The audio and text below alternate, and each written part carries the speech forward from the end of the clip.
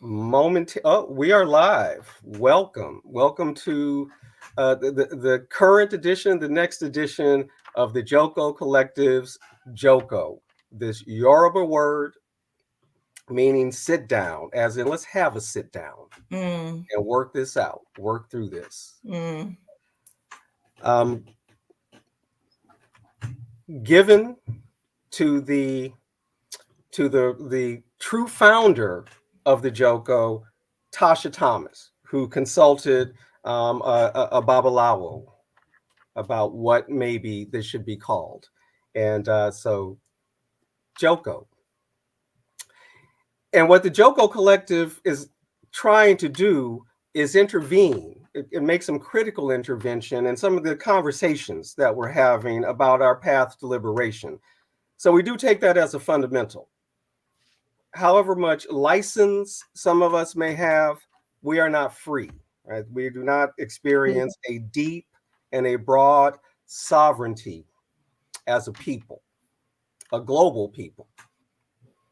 We come out of the Black radical tradition, the African radical tradition. I know Tasha and I in our conversations have, wondered about, what is this split, right, between political revolution and cultural revolution, mm, political nationalism and cultural nationalism. Every national liberation struggle has its cultural aspect. And human relations are governed by these cultural ideas, right, that reproduce values invisibly. So we're trying to be about that, right, and try and interrogate some of the some of the discourse within the self-described conscious community about pathways to liberation, and really just taking people at on their own terms and just asking them to interrogate their sources, interrogate their ideas, and be clear about whose ideas they may be reproducing, or at least consider whether the ideas, the tactics, the strategies of your oppressors can be useful to you.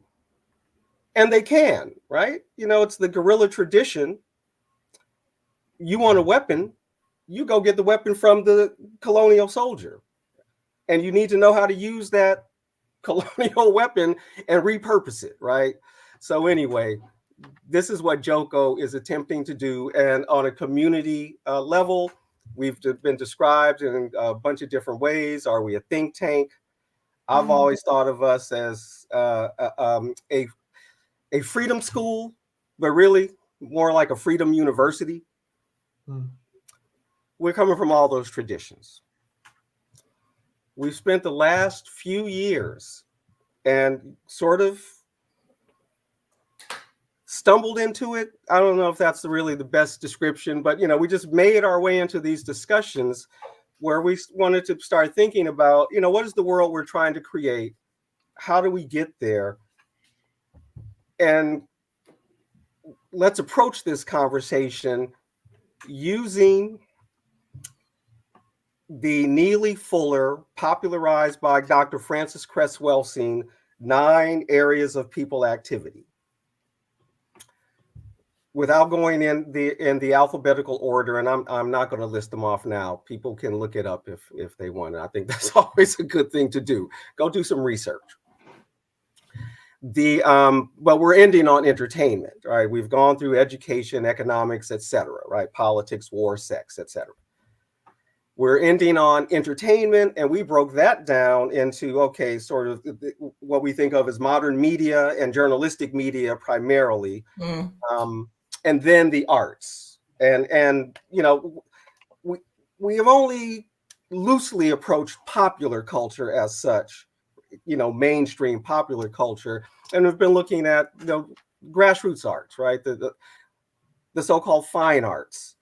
Um, However we want to characterize those things, as we continue this discussion. And so tonight we're going to be looking at theater in the world we want, art in the world we want, Black theater transformation through stagecraft.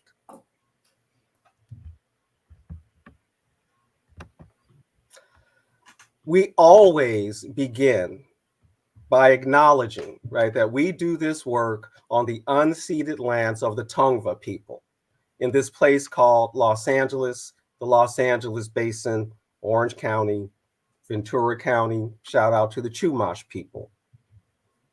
And always want to remind folks that the United States is a settler colonial state. We know that we are a displaced people in a settler colonial state, and that many of the immigrant folks, first of all, some of the immigrant folks are actually the indigenous folks following patterns of migration that they've followed for thousands of years. And as a poster I used to have in my office with the Aztec warrior, right? We didn't cross the border crossed us. And then all these other immigrant communities that are, as Chairman Omali Yeshitela puts it, following their resources to the northern countries. So we do this work on the unceded lands of the Tongva people, what was called Tovangar. So tonight, very excited, and partly because of the intergenerational character of the evening and my personal relationship with each of the guests tonight. We're waiting for our elder, everyone's elder, who is on this program right now, Dahabu Lucien Fiiyer Smith, who will be joining us shortly. We also have with us LisaMare Rollins and John Kent. Let me read a little bit about each of them. Now I'm going to start.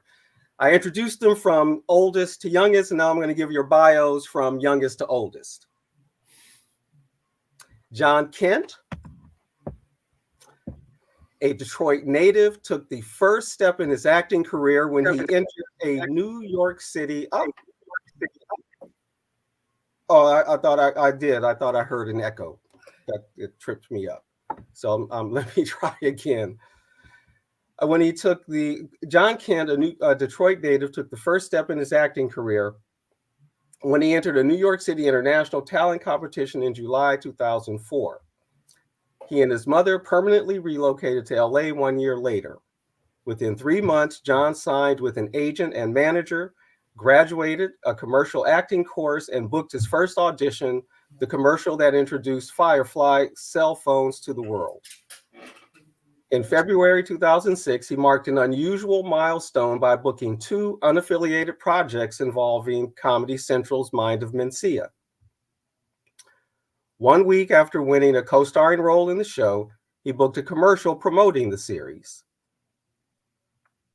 John followed with a guest starring role as Young Blade on the Sacrifice episode of Spike TV series Blade, and 2 commercials for Target stores and State Farm Insurance. Shortly after, he landed his first lead role in Nickelodeon's TV movie, The Last Day of Summer, in 2006. Then in 2007, John earned a starring role on Cartoon Network's first combination live-action animation series, Out of Jimmy's Head. That was popular in this house. John Kent made his major motion picture debut on June 5th, 2009 in the Universal Pictures Land of the Lost, only a few months after the world premiere of his first independent feature, Black Dynamite. His credits include the independent feature film Frankie D, produced by former child star Todd Bridges, and an episode of Nickelodeon's top hit iCarly and Fox TV's Lie to Me. In 2010, he landed a Nike campaign with 2008's NBA Rookie of the Year, Kevin Durant, which included him starring in viral videos and a video game. From 2011 to 2017, John took a break from acting to pursue his education and gain more life experiences. Moving back to Detroit in 2019, he has continued to do some commercial and TV film work, but primarily focuses on the local Detroit theater. John's principal aim is to be of help. The theme of his life's work is being a community service actor by way of acting, activism, and activating sustainable spaces. As the co-founder of Sanctuary Farms, he works to close the food loop by collecting food waste to create nutritious compost, and in turn uses that compost to cultivate organic produce. He also sits as the executive director of Sacred Spaces, a nonprofit organization healing naturescapes to historically disadvantaged communities. He is currently working to develop a community land trust as a solution to curb displacement in the River Bend neighborhood located on the east side of Detroit. That's John Kent. LisaMare Rollins is a Black Peni, that's Black Filipina. Oh, right on. Let me add Dahabu to the stage. There you go. I just have Oh, we got to hang up. Okay. There we go. All right. Okay. Okay, so where was I? LisaMare. Okay. LisaMare Rollins is a Black Peni, that's Black Filipina, feminist cultural warrior, theater, director, writer, and new play developer. Let me see. Selected directing and dramaturge credits include Sundance Institute Theater Lab, directing, New York Stage and Film, Berkeley Repertory Theater's ground floor, Denver Center for the Performing Arts, Arizona Theater Company, Edgebrook Women's Play Festival, Crowded Fire Theater, American Conservatory Theater, San Francisco, Magic Theater, new work by Star Finch, Lauren Gunderson, Geetha Reddy, Terrence Arvell, Chisholm, that's Damascus AMC, and creative collaborations with comedic artist W. Kamau Bell of CNN. She has been a writing fellow with Hedgebrook, Gerasi, Callaloo London, Vona, and more. At least you're there. She is Wallace Gerbo Playwright Fellow for a new commission with Crowded Fire Theater in San Francisco, and is currently in development with her new play, Kara. Or is it Kara? You can correct me later. Her plays Token and Love is Another Country can be found on New Play Exchange, and her book of poems, Other Words for Grief, through Finishing Line Press. She is a member of Stage Directors and Choreographers.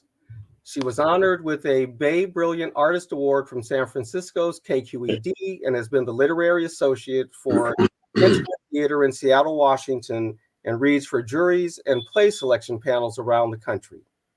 She has been a community arts panelist for Zellerbach Family Foundation and a resident artist with the Crowded Fire Theater of San Francisco. She has recently joined the Department of Performance, Play, and Design at the University of California at Santa Cruz, and is excited to continue her work supporting global majority theater makers in the crucial work of creating the worlds we want. And then finally, no, actually, before we do that, Lisa, you be doing it. You be doing a lot. That's all right. And I'm not at all surprised. Dahabu, Lucien Fiiyer Smith, brings 40 years of independent film and theatrical production and 10 years of curating art and creating art books. He has served as producer, director of photography, and something else that we've lost for his production company, My Flying Elephants. He has extensive background in all aspects of film, theater, television, radio, and fundraising productions. Dahabu Lucien Fiiyer Smith was an early member of the renowned Performing Arts Society of Los Angeles, an exemplary model of the Black theater movement. Some of his recent work includes work in progress, Renaissance, The Making of Titus, a short film about Shakespeare productions in LA's subways, The Making of Gary Allen's Vishnu Hari Hari, Reawakened, Home Away from Home, Anadon's Stolen Biographies, She, an 18-minute film, Campus Peer Mentoring, he's worked with Upward Bound, etc. thank you all for being here. Yusef, can you hear me? Yes, I can. I We have can a hear quick you. question. How do I bring you up on screen? I see the people to the left here. I'm on the phone. I got through on the phone. Great. But I want to see you talking, and I just have the little picture. I want you to be I in have the picture. no idea. Wait a minute. No, I have no, I know I have no idea to tell you how to put me on the screen. Yeah, I don't know, but you're on my screen. Everybody's on my screen. Okay. Yeah, right. I'm not missing anyone. Yeah, and I'm not sure. I'm not sure how to get me on your screen. Does anybody else having that issue?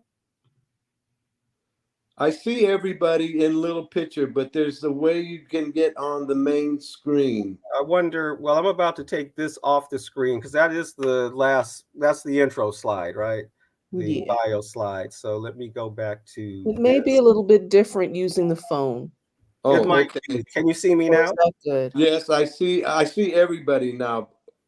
Okay. I think I just had to get rid of the image, right? Might be the issue, but welcome. Okay, welcome. Hi, everyone. Hello. Yes. So I was telling, and we're going to be quite casual. I mean, I've got questions. Ordinarily, we would send questions to y'all ahead of time. But, as I mentioned earlier, Tasha is in the middle of a project she's finishing with a due date on the horizon. And I'm at like the tail end of a major project, plus another, well, really two projects at once. So we didn't have time to send you all the questions, but it's all right. I will share with you shortly, but I just wanted You to should say know something about improv. exactly. Yes, Right on. you are right. The I met Dahabu Lucien Smith as part of my dissertation project for cultural studies at CGU, Claremont Graduate University. A member of the Performing Arts Society of Los Angeles. And, you, Dahabu, and your fellow Pastel players, you were so generous, right, with your time and your stories. So I'm so happy to have you here with someone I went to school with in LisaMare, and then someone who was my student, John. And, that you were all in theater, you were the perfect people to invite for this conversation. So. I don't know if any of you recall PASLA or Inner City Cultural Center, but I'm going back about 3 decades. Easy. So, yeah. Oh, someone over here in my corner is telling me 4 decades. Yeah. And 5 decades. If I may, I worked with some incredible people. You may not recognize the names, but if you Google them, there'll be everything you could possibly imagine. Charles Gordon, the first Black Pulitzer Prize winner in theater for a play called No Place to Be Somebody, was a mentor of mine and a great friend. And we did a lot of work together. And you may know the name of Alex Haley. Alex Haley wrote Roots, and he was another mentor of mine that I was just blessed. So many incredible people touched my shoulders. So I'm here with you young folks today to, if I can, share something and pass on whatever I can. And maybe not at this point, but I'm sure at some point or another. And my recent film is I'm working on a feature it was a feature. It's a 5-part film, 5 segments, hour long each. It's a big project. I won 17 international awards the year before COVID. The short that I developed the funds to make the 5-part segment series. So that's sort of like the things that are real important to me right now. But you can go on to Vimeo and look at some of my other projects that have been a lot of fun there. So anyway, I'm shutting up now, and you said it's all yours again. Thank you, Dahabu. So as we were preparing for this, one of the things Tasha and I thought was important is to think about, well, ask you the way in which you see drama, approach drama as a form of ritual, a ritual practice. So I'll just stop, I won't add anything to it, right? I don't have to try to be extra smart or anything. Just how is it ritual for you? Your dramatic work, whether film, stage, however, and whoever wants to go first, just jump on in. Don't all be polite, just jump in.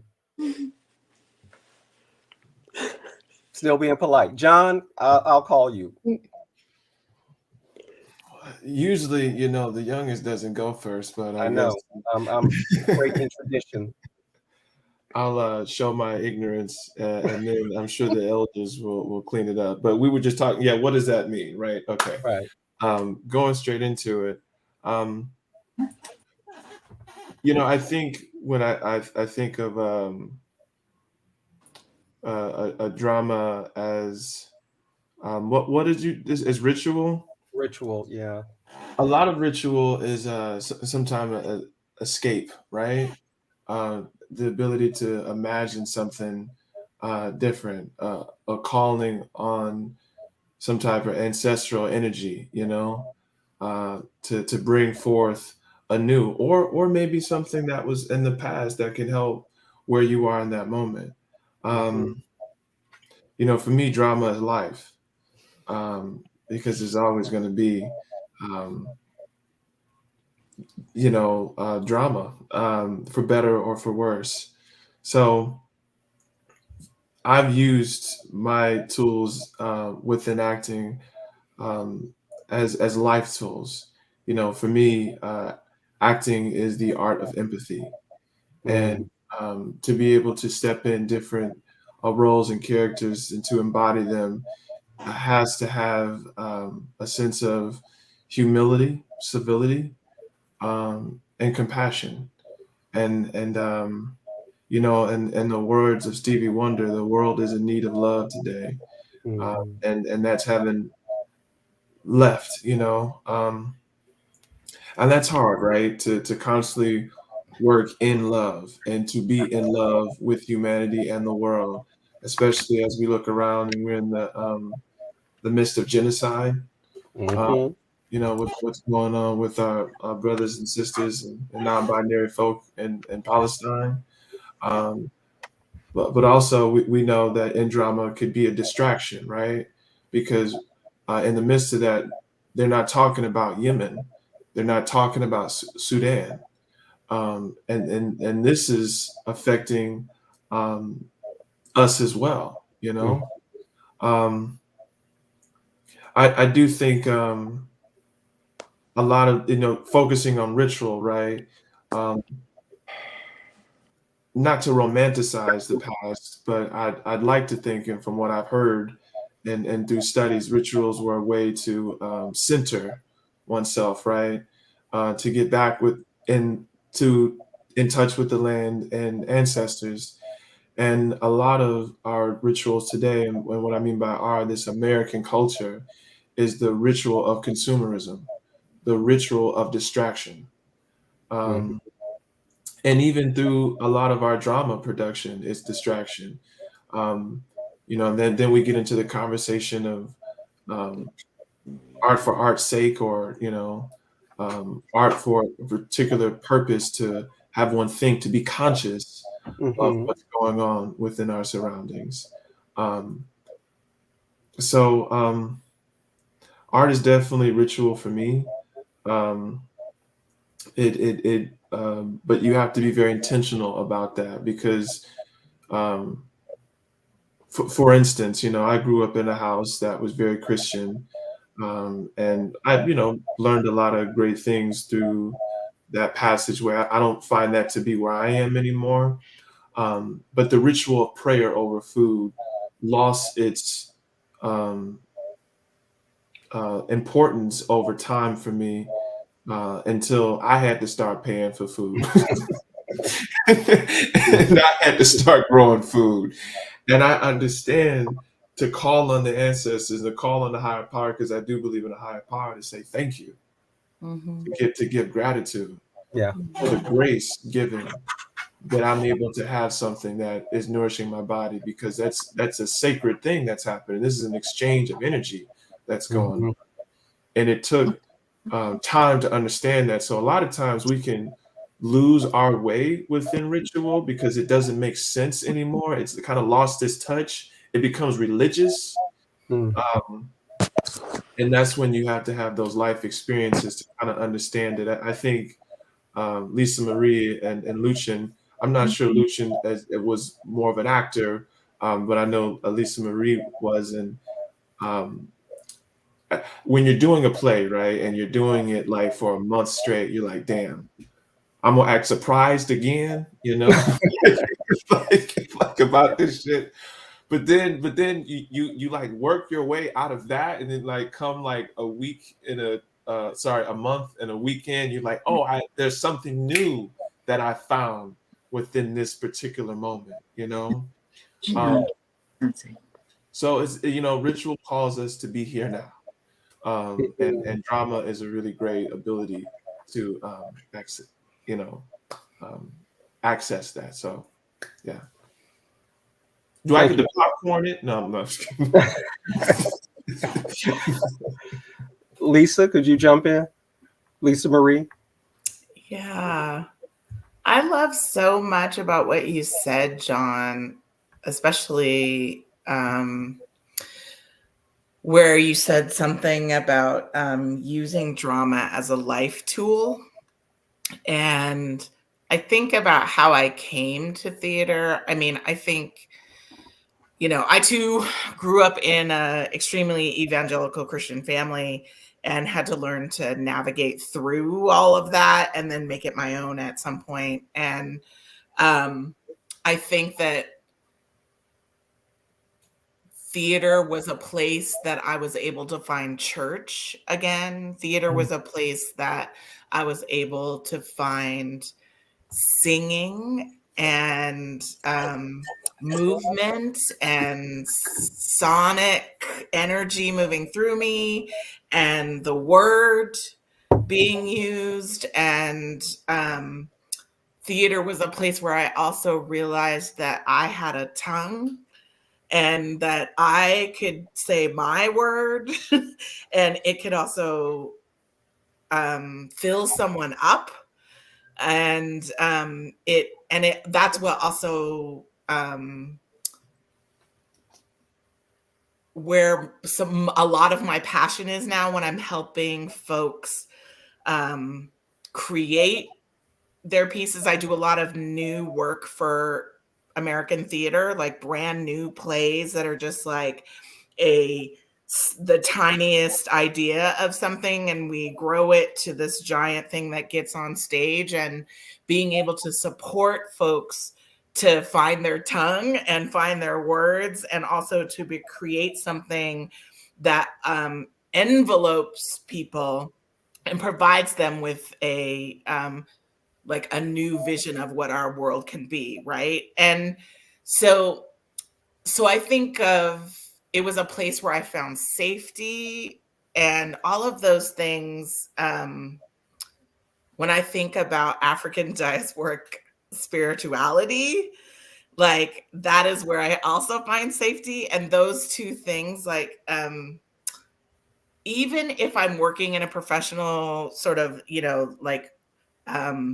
traditional, historically white institution, we still come in and transform the space with whatever it is that we're bringing, with our song, with our word, with our sound, with our bodies. And so for me, that ritual is created every single time we enter spaces that are ours or spaces that we bend to make the work the way we want it to function.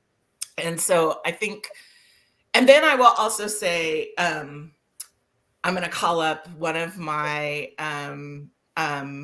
a teacher I deeply admire, theater maker I deeply admire, a Black feminist theater maker in the Bay, Amara T. Smith, who is someone who I remember her saying, we were speaking somewhere at the same time, and I remember her saying it was the moment when I said that all of my work is deeply spiritual and that all of my work comes from a place of ritual theater making, that everything cracked open. And if you don't know, Amara makes work specifically for Black women and Black people. And like one of her projects is called House Full of Black Women. And she has done a lot of work creating healing spaces like on the street for formerly trafficked women, and like ritualizing, calling up space and healing space and taking over space. And so I think about her as someone who models the kind of work that I'm diving into now with the work that I'm creating. And it's all about trying to find that place where we can get free. Yusuf, when you brought that up, like this idea, this, what is sovereign space? I think of sovereign space as safe space as well.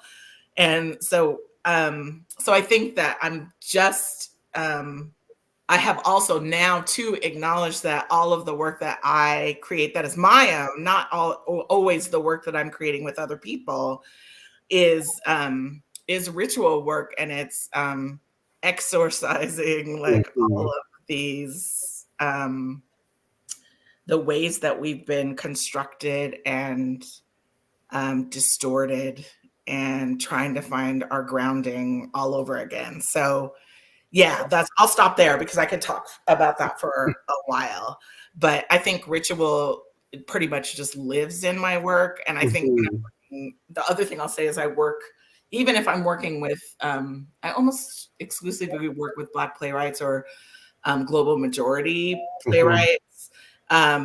We still enact some kind of ritual of gathering and entering the room. And then when we're done for the day, we thank each other, we end the prayer for the day, we close the room. So whatever magic can still be taken with us when we go. So yeah, I think it's everywhere in the work that I'm doing right now. Yeah.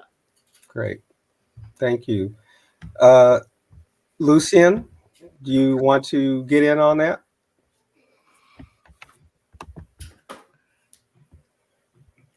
Uh-oh. You have to unmute. Okay. I'm ready. I'm unmuted. Drama and ritual, those words carry all kinds of different connotations in my mind. Every day, every moment is some in some kind of way is ritualistic. Every moment that you take a breath means something that you're repeating or doing afresh. And drama every day is part of our lives in general. I mean, I don't care how boring your life may be to you or other people, but there exists drama from the minute you come out of your dream state to a reality. And even in your dream state, I find more drama there quite often because I'm a very avid dreamer and have been most of my life. And sometimes I discover things in dreams that lends itself to my reality as well. So all of those two words are like major parts of all people's lives. And if you can tap into the essence of any drama that you're having, because we have our dramas all the time, but we don't really tap into them. We kind of let it flow past us. I like to merge into an activity, like every project, regardless if it's creating an art book or a theatrical presentation or an art exhibit in a gallery or making a film, I'm always bouncing from one of those things most of my life. fortunately, I've been really blessed. I've been able to play in those arenas, and it's each thing is a brilliant education. Number one, and some things have more drama than others, and sometimes, oh my God, it's just the word just can carry on to so many different aspects to your creative energy and creative effort and the creative people that you're working with. Um, the ritual of it all is, I'll give you an idea of what a ritual that I've, I don't, that's not mine, but sometimes you observe ritual actions in other people that are very important. When I worked for Charles Gordon, the Pulitzer Prize playwright, uh, we did lots of projects over the years, and I went from being just a person that drove him around to his appointments from all of these incredible places in Hollywood, William Morris Agency, and different studios and lawyers, and he would take me in with him wherever he went. I was always a part of whatever he was doing, and I don't know why he did that, because I was just a stupid kid most of for the first couple of years that I worked with him. But he had a ritual that was very interesting, and writers quite often have similar kinds of rituals. He'd get up at 5 o'clock every morning, and he would work for 4 hours, then have his breakfast, and then by 9 o'clock the doorbell start ringing. Actors would start ringing his doorbell, and they would come there to read what was hot off the typewriter. And he would do that for a couple hours, and then we would go have lunch and then make appointments that he had to be at in the course of the day. And that went, I would go there depending on what he needed, but I loved being there even when he was just banging on the keyboard, getting out a few pages to be read that day by different actors. And when you see that repeating itself over and over again, but the difference was the page that he had written, because the actors would always bring something powerful and dynamic to his freshly written word to one impress Charles, because Charles was he was a mover and a shaker, and they were at the time looking at doing No Place as a feature film. Raymond Wagner, who's a pretty well-known producer at the time, and Sherry Lansing, who became the head of Fox Studios, was Raymond's assistant. And every day there would be a different kind of drama in the page, whether they understood it or not, because there usually wasn't no context to what was written on that page other than what was written on the page. So Charles would make the actors bring him stuff too. He didn't only give to them. He got an incredible exchange, because they would try to figure out how they could make that page really interesting to him, because hopefully they would be considered for a job down the road. So anyway, that was a kind of a ritual thing that has dynamic connotations that we all as artists we go through and share. And prayer, of course, meditation, of course, those are ritualistic acts. Meditating. Sometimes when I used to meditate, I would take an astral trip, and I would go places through meditation at times. And that was when I was much younger, and I was practicing Kundalini yoga. And that was a ritual that was just a whole different kind of thing. So our life is full of ritual. It's just full of it. Everywhere, every breath you take, every motion you make, every project you get into, you start doing similar things every day to get it on, to make it happen, to make it work, to infuse that energy, your soulful energy, into the work. And that's just I see that all of you guys, everybody who considers themselves a creative entity, which I also believe everybody is a creative entity if they tap into that vein. I've just been very lucky because I've been touched by some greats, and I could tell you some stories that were insane, but I don't want to hog up the whole evening. So I'm gonna just let my little ritualistic drama moment go right now.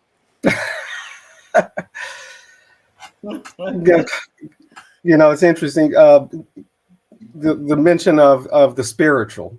I was raised in a Catholic household, except, and this probably had to do with my parents being young parents, right? They were not overly religious parents, right? In fact, they didn't go to church except on Christmas and Easter or special occasions. But really left it up to us, right? Went to church with grandma, but then at a certain age, it was up to you if you wanted to go to church or not. But I loved going to mass because it was so theatrical, right? It was just incredibly theatrical, and I was Latin, right? And once I became an altar boy, and then I was a part of the drama. I mean, and I could costume up, mask up, so it was a great experience for me, right? And very meaningful. And that notion of creating, I want to say creating a sacred space, but I keep stopping myself because I'm also, a sense that spaces are already sacred, right? And so it's evoking the sacredness in the space, right? And but that started, before I had a notion of drama, except I also recall, and I just wrote about this, being in Head Start and being taken to, we went on a field trip to a play, and the play was Puss in Boots. And Puss in Boots was my favorite fairy tale for like a year, maybe still now, right? Because of that, right? But just being like overwhelmed and, pleasantly overwhelmed. And we had great seats. I don't know who, funded that, but we had great seats up front of folks. I was wondering how they were going to do the horses, and they had the actors like inside these horse things, right? So you didn't have to like be on like I don't know if you remember the little stick horses where you skipped, right? No, it looked like you could ride a horse. So anyway, all of that fascinated me as and that sense of being transported, right? It being sort of transported, sort of a paradoxical thing, right? But transported and at the same time, like very much in the moment, right? That's just I guess that's what they call the magic of it, right? The magic of dramatic moments, whether it's theater proper or not. Certainly the poetry readings, right? Have that effect. So y'all are awesome, right? with your response. You and I have a lot of similarity. I was raised Catholic most of my life, including going to Catholic school. So that meant church. The only day I didn't go to church was Saturday. Yes. Every day before class, I was supposed to be at mass, but most of the time I ditched the mass and I would jump in line from behind a tree as all the kids were going to the classroom. From church, we had to walk around over to the school, and I would hide behind the tree and just jump in line right quick. I'm sure everybody knew what I was doing, but no one ever said anything, so I just kept doing it. Were you alone? Were you doing it alone? You didn't have any? My sister was with me. Your sister, okay. Sometimes my sister, who's a year younger than I am, she was sometimes with me most of the time, but not all of the time. But I want to also say something about discovering spirituality as a creative person, if I may. Yes. And I just want to again share an experience that this time is mine. I went to all kinds of churches, so that was another level of spirituality that was, I consider it indoctrination of Christianity. But when I realized my true spiritual calling, I was about 6 years old in the first grade. The first couple of grades, I did not go to Catholic school. I went to public school for my first 3 years. And they were doing the Christmas play, and there were two first grades in our school, two separate classrooms that were, and so the teacher that was directing the play for the first graders, she had us skipping around the room to some music. And I love music, of course, and I love little physical things that I knew I could do, like skipping. That was like, oh, I can skip. And so I skipped around the room. I ended up getting the lead in the play, in the Christmas play, from skipping so well. Basically, I was just having a great time skipping, like I usually do if I were by myself, right? So I was smiling and grinning and just skipping. But my spiritual experience came the night of the performance of the play. It was a nice sized stage and a decent auditorium. I remember it looked like thousands of people to me because I was really a kid then, and the place was packed with all of our parents. And at the end of the play, the sound of the applause blew me away. And I'm like, wow, this is really cool. And from that moment on, I have been pursuing something theatrical in my spirituality from that applause moment. And at my age, I can really clearly see and define a lot of things that I couldn't when I was young or when I was in the middle of the experience. And I didn't know what was going on with me. I was just like overwhelmed and said, wow, this is really cool. And my character was Frosty the Snowman. So everybody was central around me and playing Frosty. And I just had a ball. But that applause at the end, that was like getting sanctified in church. And that's a pivotal moment of my spirituality that I'm sure, especially as you all get older, you will find those moments that you realize that, oh, I'm something else. I'm something than I was a moment ago. I'm different. I've been touched by something. You know what I'm saying? When I say I've been touched by these incredible people, that's part of my life and my work. And I talk to my dead friends and dead family all the time because they circumvent all the things that I'm doing. They're around me. They're a part of what I'm doing. And I accept it and I say, okay, this was pretty good. Thanks a lot. Yes. Tasha, did you want to add anything?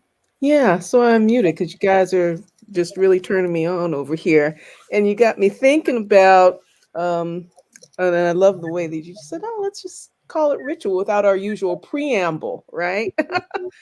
About that we've been having in our artist conversations about the distinctions between a contemporary, Western treatment of what is called fine art and a traditional treatment and experience of cultural production, right? And part of all of this that that's being said, and with Baba Dahabu talking about the touch element and how the applause, right, just turned on the soul. And I'm taken into our circles, right, our dance circles, right, kind of emblematic. Our circles are kind of emblematic of how we do things as a people, right? And folks have their time to go into the circle and do their solo and make their statement, their nonverbal statement, their verbal statement, whatever it is they're doing, and the community validates and lauds and sends energy to that, right? And so there's this lack of compartmentalization, and we all heard it said in so many ways, in doing these kinds of things in an African lens, lack of a distinction between, or let me say, lack of something similar to the European distinction between spectator, artist, right, Mhm. space of performance, right, and the way these things blend is kind of like the reality of we are always in ritual, right? So everybody's talking about continuity and continuum. We talk about talking to our ancestors and recognizing when they come in dreams, it's just in a different space, but they are present. They're there. Right, these continuums. And so John said, so it's not, a question of if we are invoking, but what we are invoking. Yeah.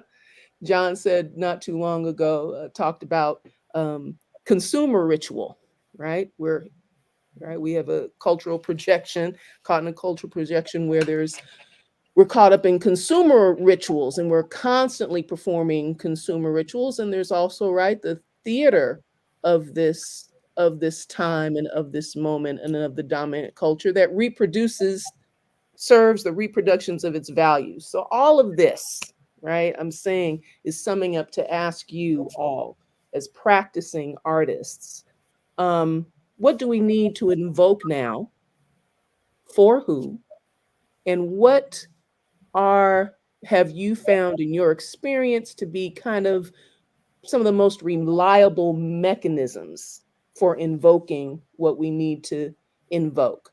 Another way of saying it, something to add, what stories do we need to tell? And I'm going to leave it at that.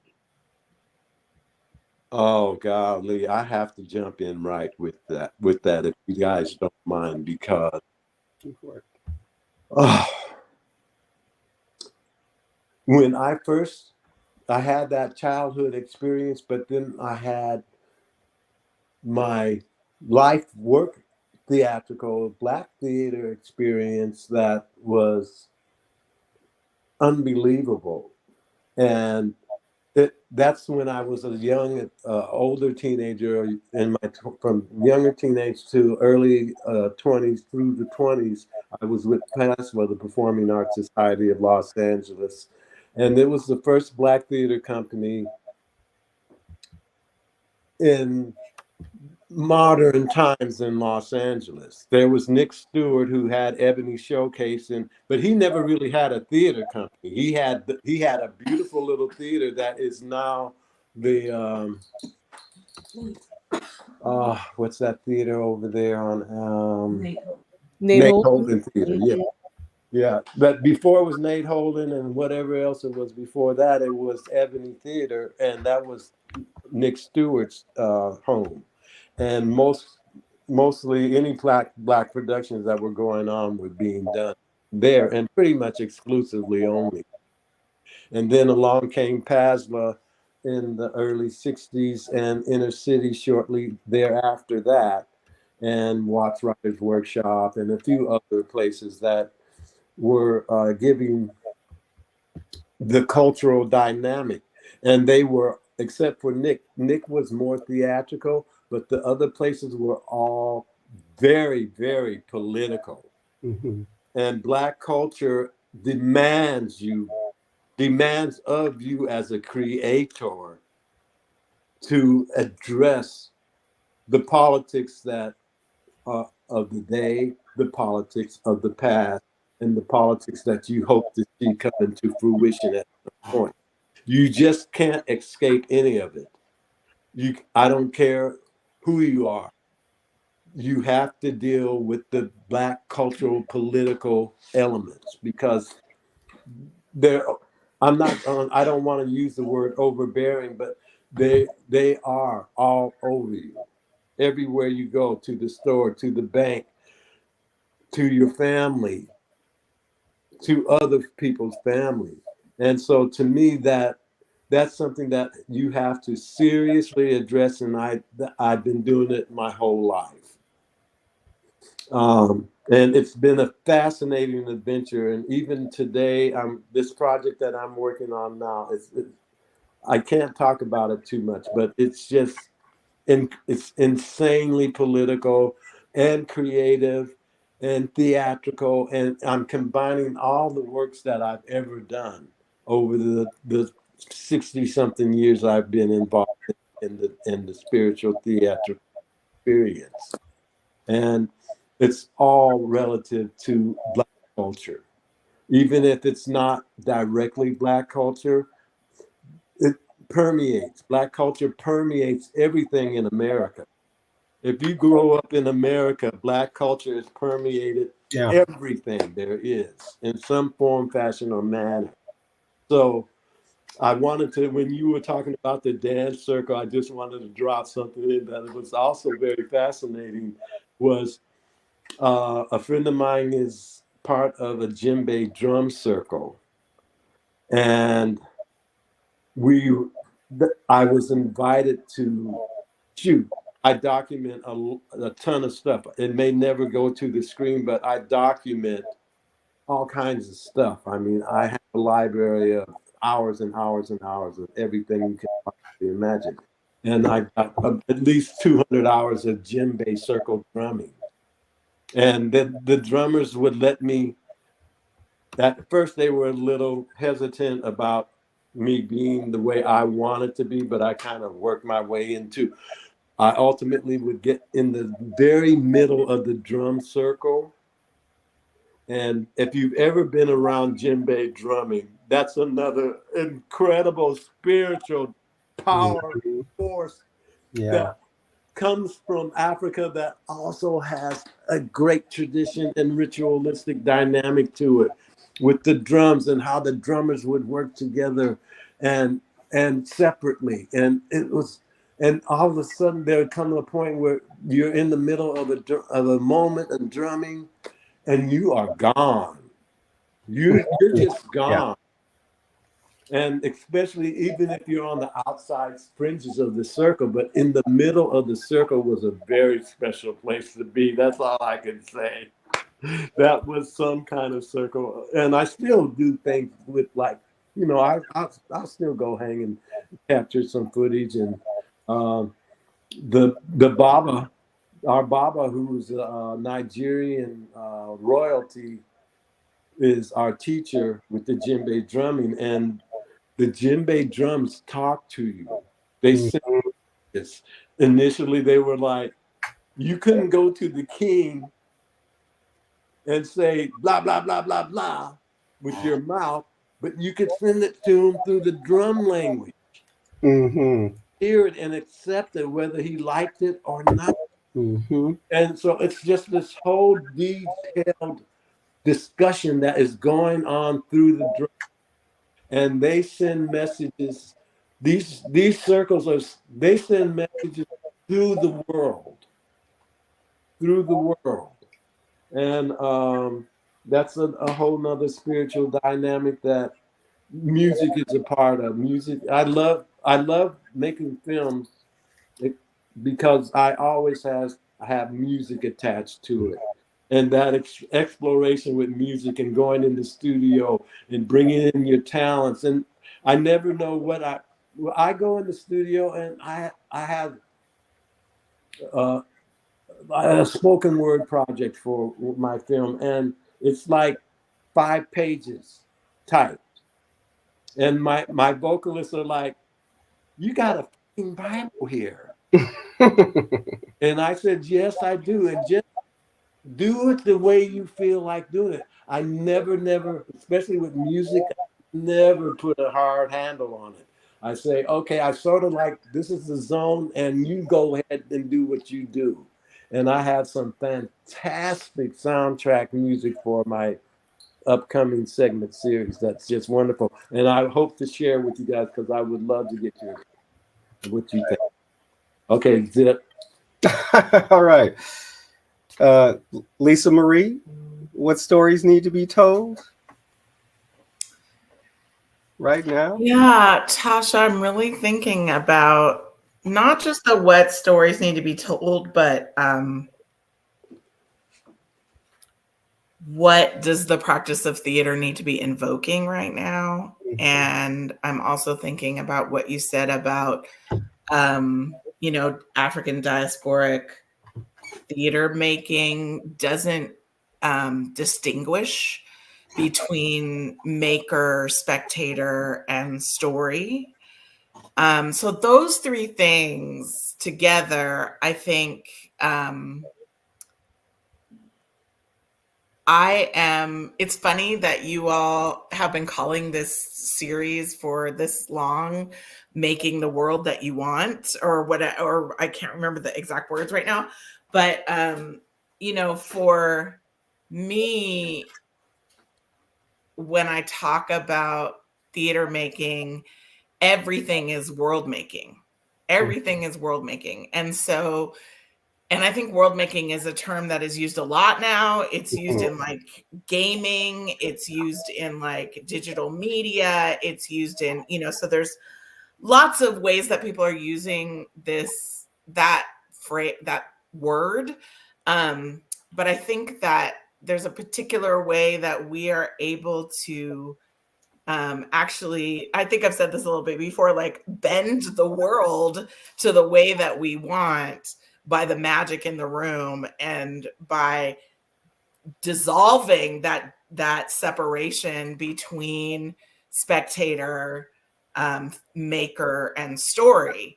And so it really makes me think about right now. I just lectured on this in my class, like what world making is for my students. I'm teaching a playwriting class right now. And what are the stories that you're writing and why are you writing them?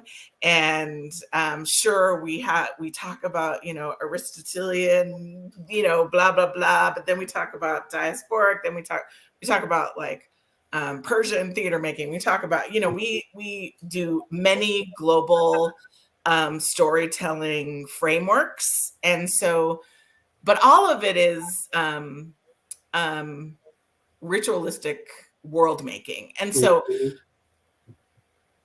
I talk to them about how their story is only one piece of the whole matrix that we have to bring together, which is why we have technical people, why we have scenic designers, why we have sound folks, why we have movement folks, why we have all of because it's all of our collective gifts that actually can build the properties people who make us our little tiny perfect things for the world. Like it's practice. It's practice for making a liberated world. If we are using our playwriting skills in the service of freedom, theater making is world making. And so they are charged, just as I am and have been,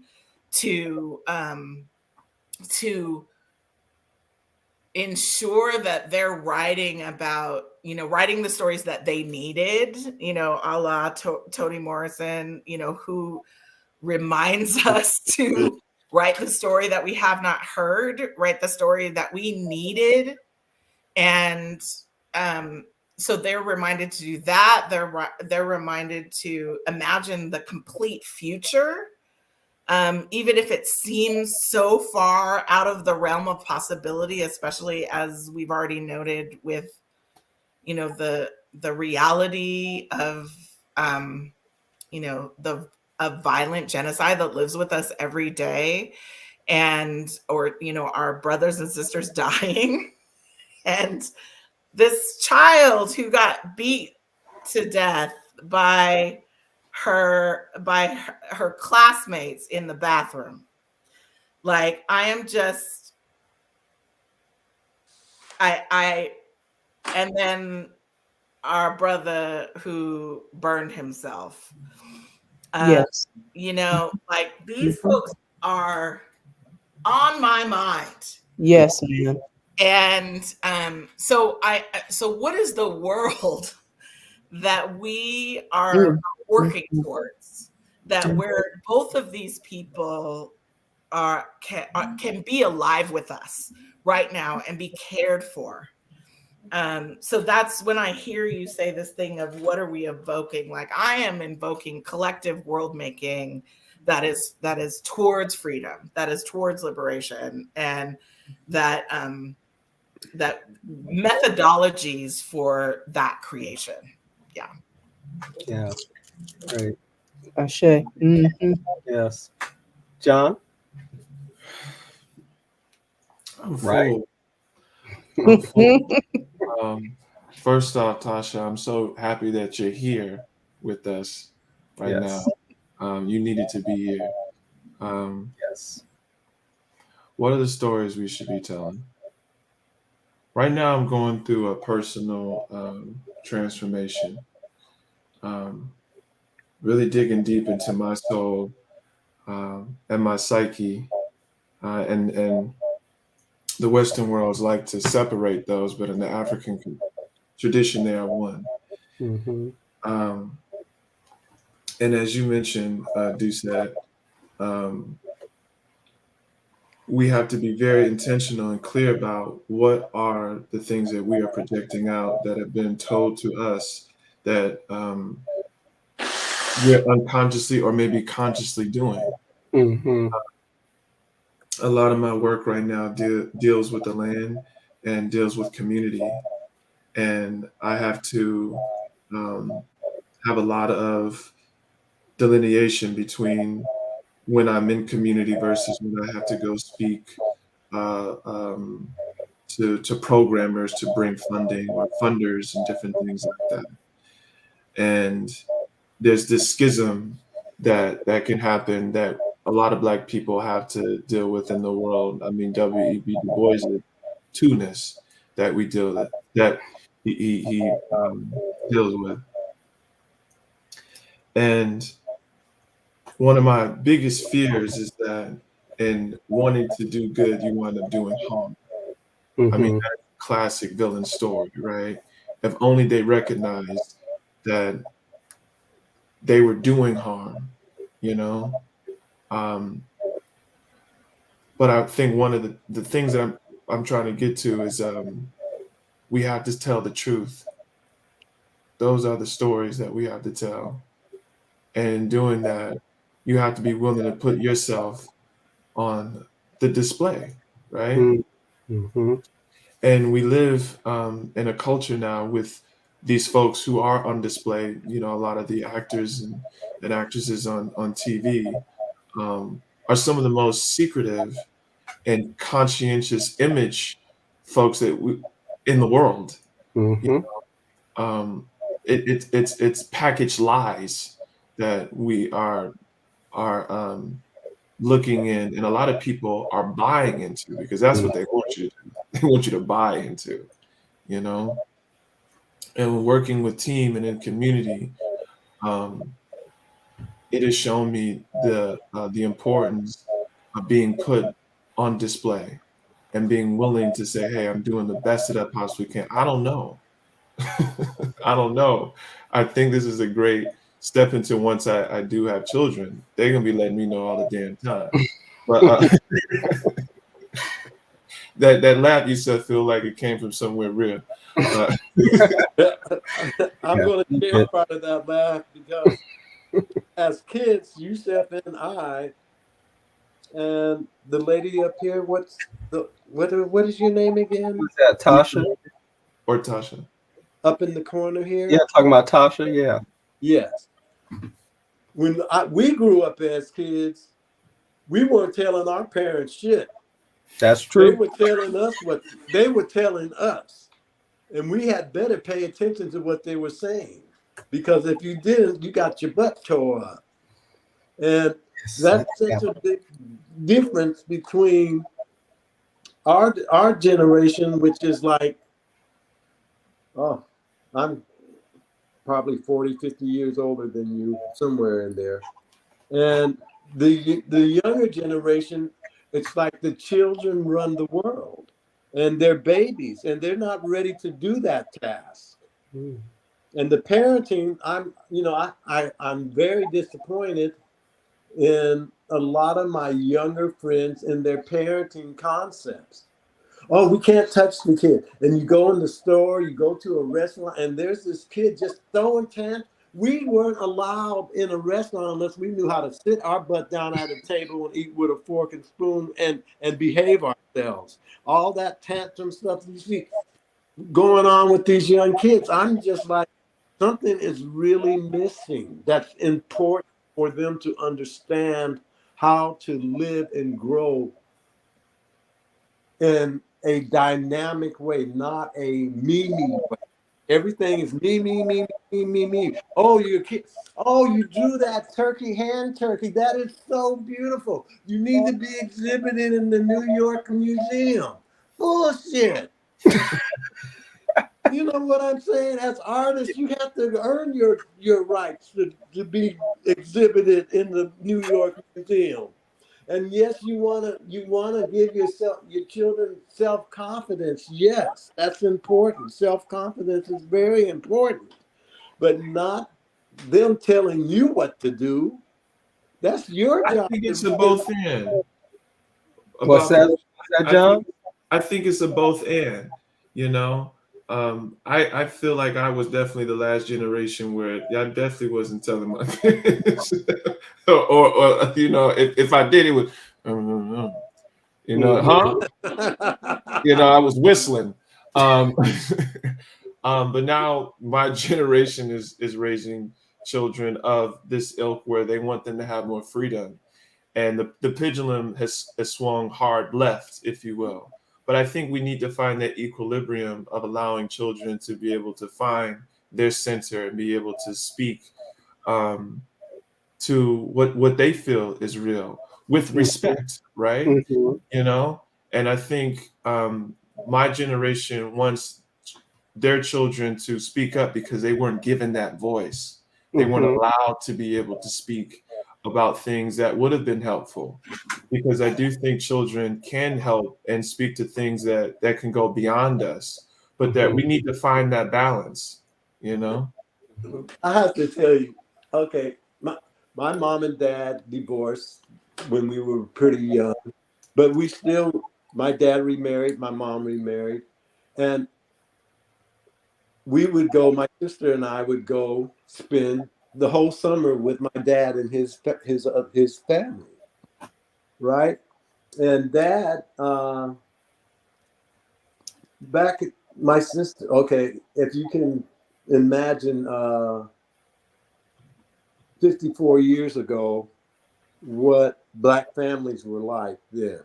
As writers, we have to always, Toni Morrison, who somebody mentioned earlier, is one of my favorite writers. And I saw the documentary about her life, and she mentioned the fact that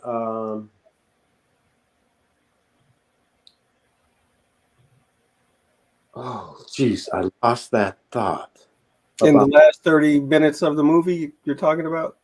Yeah, well, that whole documentary is an incredible film, and if you haven't seen it, I highly, highly recommend seeing it, Mm-hmm. especially from being a creative entity and particularly a writer.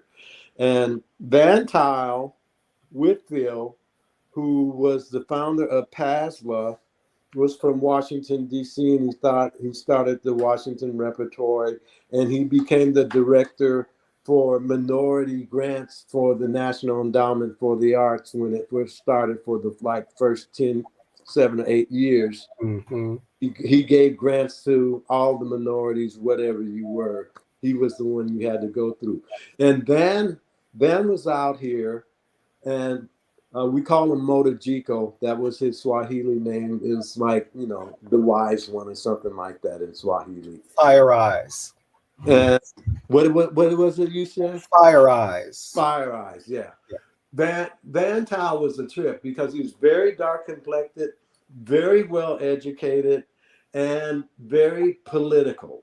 Mm-hmm. And he was based here with PASLA in Los Angeles, but he was always taking trips to DC and to New York. And one of the books that Toni Morrison wrote was called Black Stories. Are you any of you familiar with Black Stories? Actually, I'm not familiar with that title. I highly recommend. It's a very interesting read because what she did, more than her own writing, Mm-hmm. filed historical dynamic Mm. Black To culture. work as an editor. Yes, she did that, but Yeah. that was still, this was still one of her publications, Mhm. and she compiled all of these brilliant experiences of Black culture in America, from slavery and before slavery and after slavery and during her time. And so the book is a compilation of many, many different stories and perspectives. And I know that we did incredible plays at PASLA. They were all by Black authors. Some were well known, some were not well known, but they were all by Black authors and Black experiences. And after a trip Van Tile had made to DC, he came back and he said, okay, we're gonna go to work. We're doing something a little different. I don't have the script in as it is, but we're going to build a script and we're going to give the Black experience. And that play was called The Blackening. And I know I could just hear he and Toni Morrison at a cocktail party in DC talking about their project. Mm-hmm. The time that we did it was a couple of years before the book publication came out, but it was during the time I know she was compiling. And Mm-hmm. when artists get together, one of the things that I found we love to do with certain people that we respect and that respect us is talk about what we're planning to do. And so Van Tile comes back from DC and we start work on this production, which turned out to be the most incredible production we ever did at PASLA and the 10 years that we were running plays. And I have to tell you this opening because we would open the theater 15 minutes before curtain, but everybody was in place already. And we had a small thrust stage with platforms all around the theater with the seats in the middle of the thrust stage and the platforms. And it was This is the Balboa Theater on Vermont. No, the Balboa Theater was a major movie house. This was the one that was next door to Safeway's down the block. Down the block. Okay, yeah. And we opened that play in a slave ship. Mm-hmm. And man, from that moment on, it was on. You hear what I'm saying? It was on. And we did bits from El Hajj Malik and a few other. And so then Dahabu. Yeah. I've just been reading reviews from the period on The Blackening. Oh, you have? And yes, and y'all blew people away, right? The contemporary, the Times reviewer, the Varieties review.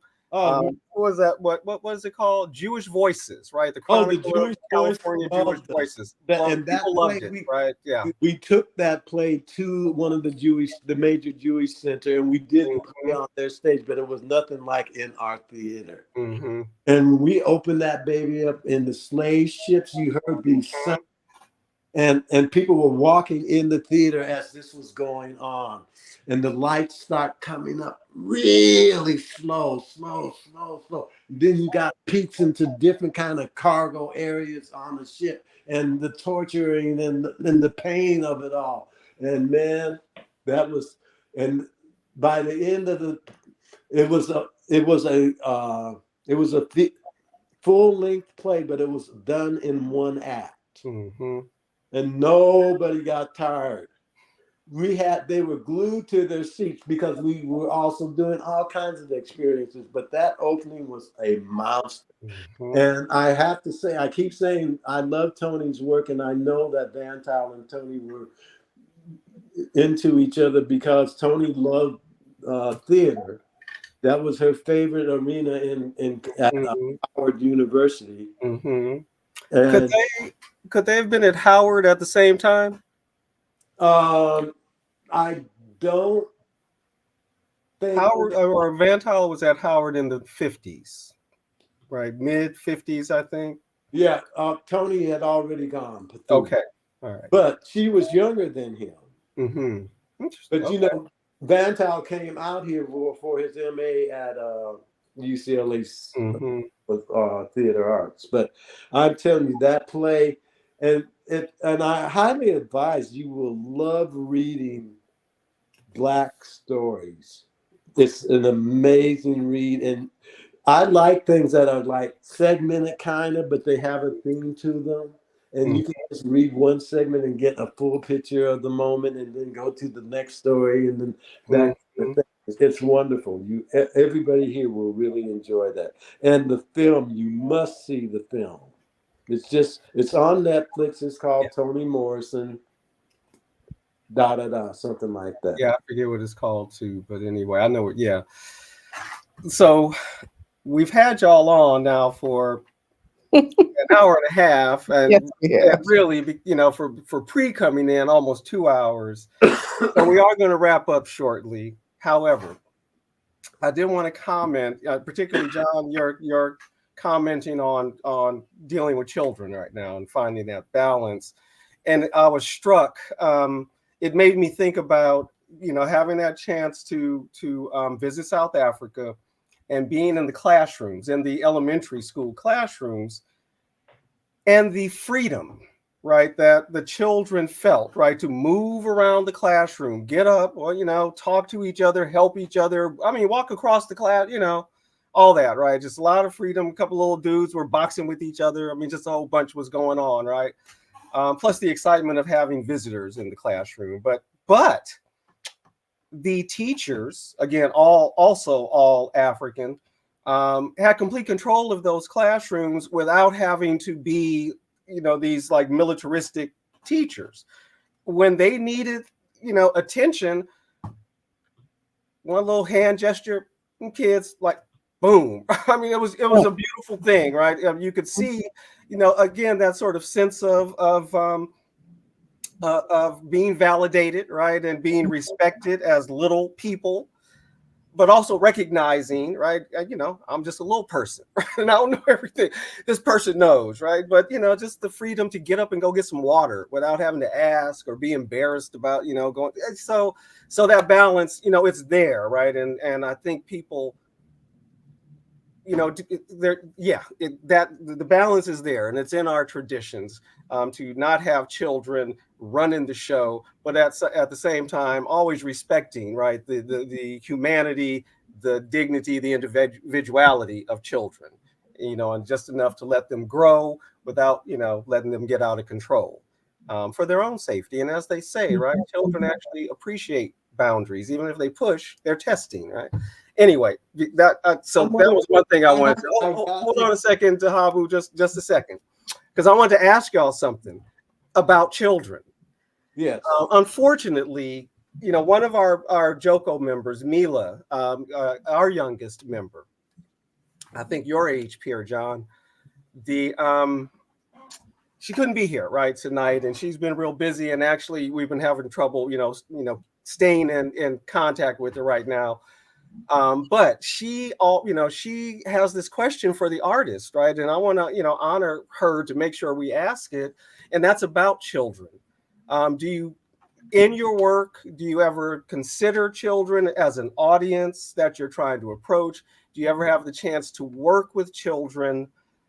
Dahabu, when you were in the Performing Arts Society of Los Angeles, I know there was a children's workshop. So have y'all had the chance, or when have you had the chance, and what was that experience, you know, working directly with children? I love working with children more than adults because they don't have all the layers of onion skin, and layer and layer and layer you got to peel away to get to the essence of the character or something that you deal with. With adults, children don't have that problem. And, for the most part, my experience with children has been more than incredible. I did a play, Member of the Wedding. You may it's an old chestnut. Ethel Waters did it. I think it was Ethel Waters, Carson McCullough Smith's play. And Mhm. it had a very young boy and a young girl. And I ended up casting a young girl to play the boy's role. And I gave her a little boy haircut because I love cutting hair. When I do my shows, I usually do the hair for, All right. unless I bring somebody in that's like way, way, way on. But she knew everybody's lines and hers the first day of rehearsal. Mm. And that's how kids are. They just are like a sponge, just waiting to be filled. And and everybody, I didn't have. She almost put the assistant director out of a job because she knew the line before the assistant director could throw a line to them. If they couldn't remember, she knew everybody's line from day one of rehearsal. And then I also like to say this: I don't like having parents when I'm rehearsing with the kids, because some of my experience with the children, with parents there, they act up in front of the parents that wouldn't act up in front of you. And I found that, I've been involved for a good 50, 60 years in this business, and I've worked with a ton of kids. And for the most part, I really, really had a great time. And I would learn from them. Actually, I've actually learned from everything that I possibly can in production, whether it's film or whatever. But that's what I wanted to say about children. It's not that I got, the iron hand with children. No, not at all. But there's a place that has to be worked out and made kind of clear for them to understand the way to grow into their adulthood. That's right. Thank you. LisaMare?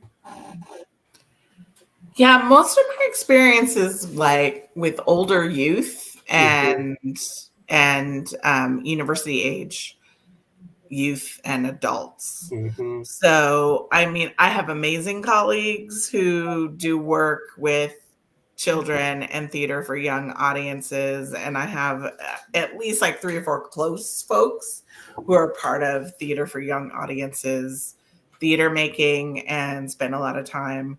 And I have a couple circus people who do circus arts. They're my favorites. Yes. But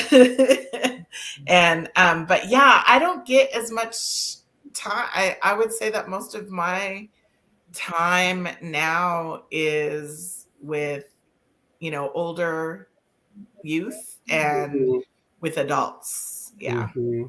Yeah. But older youth, so like high school students sometimes. Sometimes, but it's mostly like university age. University age, Yeah. which is Young still adults. teenagers, though. Yeah. Yeah, young adults, right? Young That, adults. Yeah. Mhm.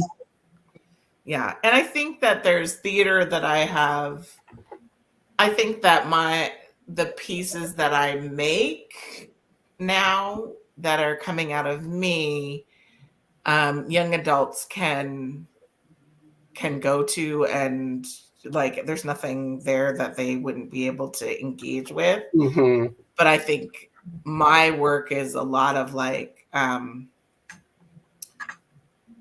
digging through. I'm dealing with darkness. And a lot of like excavating the dark pieces of our history, and especially as Black women, how we've been shaped and treated, and so and some of that provides language and space for our young adults to be able to articulate things. Yeah. But I think it's too much for kids. Yeah. So, that's interesting to me, right? Most of the things you say to me are interesting, but in particular, I haven't done this in a while because we no longer have the class at Santa Monica College. But when I was teaching that prep class right before English 1, an essay.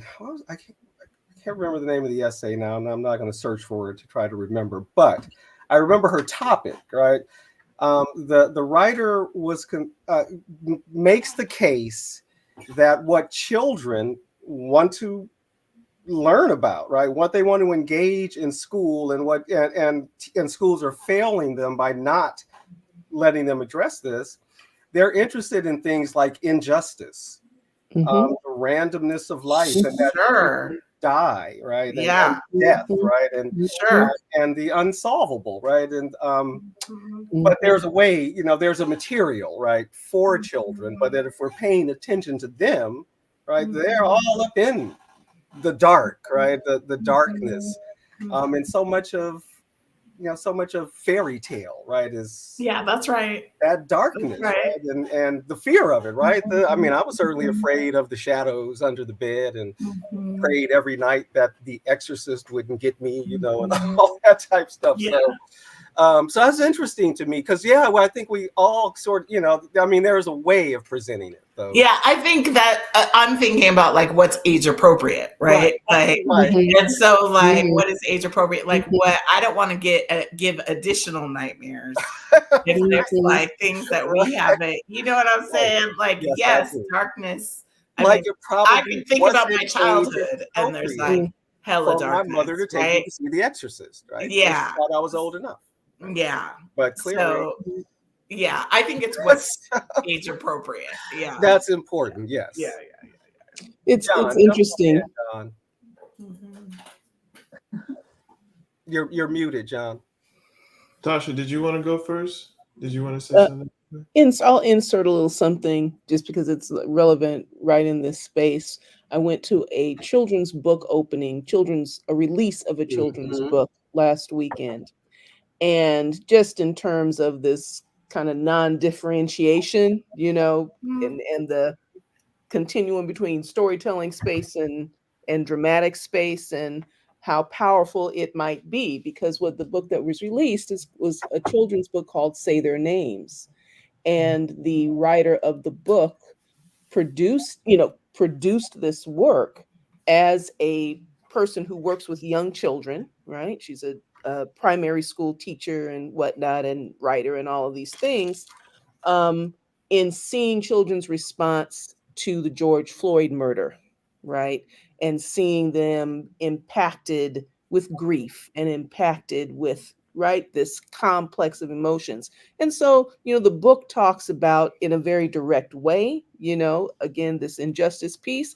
And it's also a little treatise on breathing, and how to breathe, and how to, and the relationship between breath and emotion. And it's all these beautiful images of children breathing through difficult, pieces, as they also join in with the community in saying the names of, the say the name practice, that people are engaged in. So there are these, it's an important question to answer, because we're in such an era of exposed, all this, the dark is, so we have to learn how to walk in the dark, because we are so exposed, and they're exposed because they're on that, that social media, they're on that internet and whatnot. So there is this place, I guess, probably like it's a threshold question, right? What is the new conversation to have? What becomes age appropriate when we got to prepare kids to deal with traumas that they may be witnessing at any, traumatic at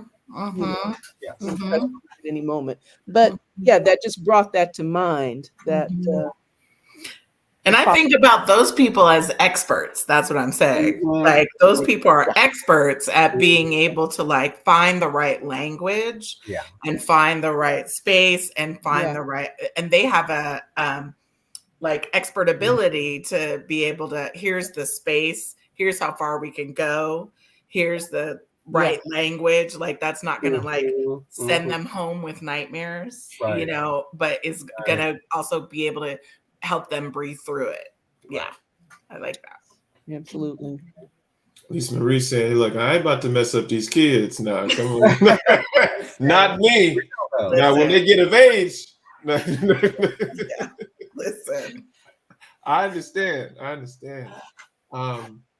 So I come from a background of educators. On my paternal side, my grandmother was a kindergarten to third grade teacher. My grandfather worked in the neurodivergent area. Mother is still a school psychologist to this day. So I've always had, education is, and I do believe that. So after I graduated UCLA, I found myself getting into education, and I wanted to teach something that I knew, acting. Mhm. So I don't know why they let me do this shit, but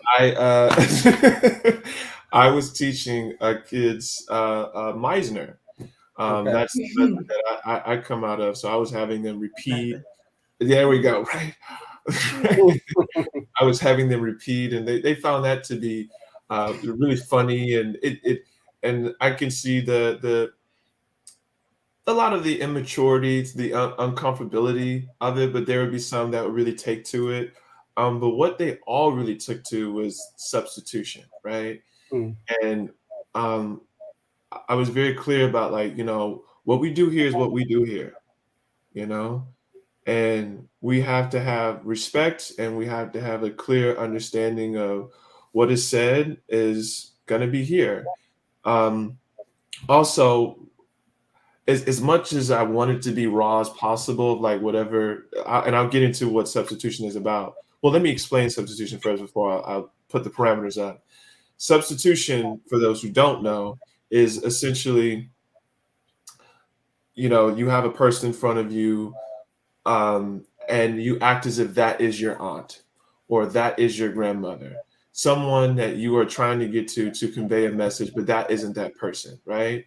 And you use that method to then get into maybe some lines that you have to laugh or you have to get emotional, and that person isn't really doing it for you, or this line isn't really doing it for you. So what is that thing that makes you laugh? Who is that person? And or makes you cry? So in this case, I asked the children to, what is something that you want to get across that you don't feel like you can, to a particular family member or friend. I asked that it's not something that it's too emotional, and something that is going to be damaging and traumatizing for others. And if you feel like you want to do that, let us know, and then we need to handle that separately. But it was a really beautiful experience. It was a really beautiful experience to see them talk to their friend about something that was hurting them, Mm. or talk to their mother about, I just want you to be better in this way, or Dad, I miss you. Mhm. Mhm. Or, brother, why you be farting? It's like, Right. Real. And what's so interesting, I don't know if you have heard this, Lisa Marie and Lucien. I'm pretty sure you have, and so is Tasha, but they say you don't act with dogs and you don't act with children because they don't know how to act. They know how to be. Mm. Interesting. And you know what I mean? Mhm. So, that's why, people like, some Brando, right, who's got the cat in his lap and The Godfather. That's like a no-no, Right. right? You know what I mean? Because you have to have some type of familiarity with cats and our different life forms. You know what I mean? Like, because it's hard to build that rapport with them. You got to really know what's up,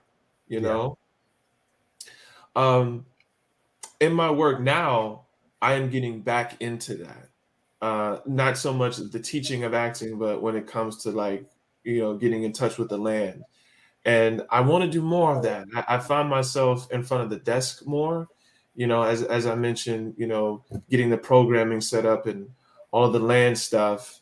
But I'm doing all of this to get out of that, to be able to be on the land, because a part of our goal is to have an amphitheater out there.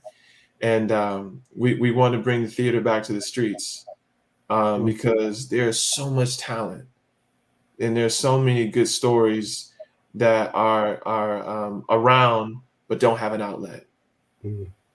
And I'm not really liking what I see on the TV of the projection of our Black men and women primarily only being attached to illicit activities. Shout out Tubi. Shout out all these programs of the 80s where it's like that's all we did. I know there's more, so we need more outlets, and we need to be the ones in charge, and not in charge, in community, doing that work. So children, a professor told me, Professor Shakara Tyler, who's big in the Detroit Black Farmer Land Fund and Ag Space. We constantly say children are our future, right? But she said, no, children are past, present, and future. They are the embodiment of what it took from the past for them to get here. They are here now, and they will ascend to the future. So, shout out to children.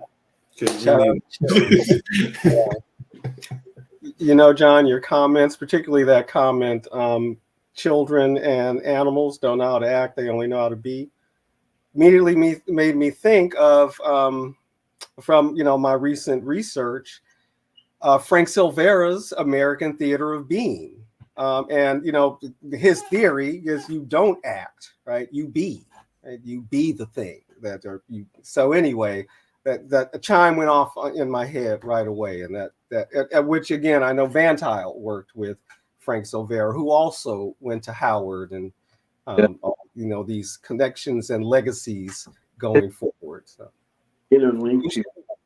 What's that, Dahabu? Your audio is off somehow. How there we go. Incredible people interlink with each other in the different eras. But I mean, in a real way, that's way different than how we're interlinking in general today.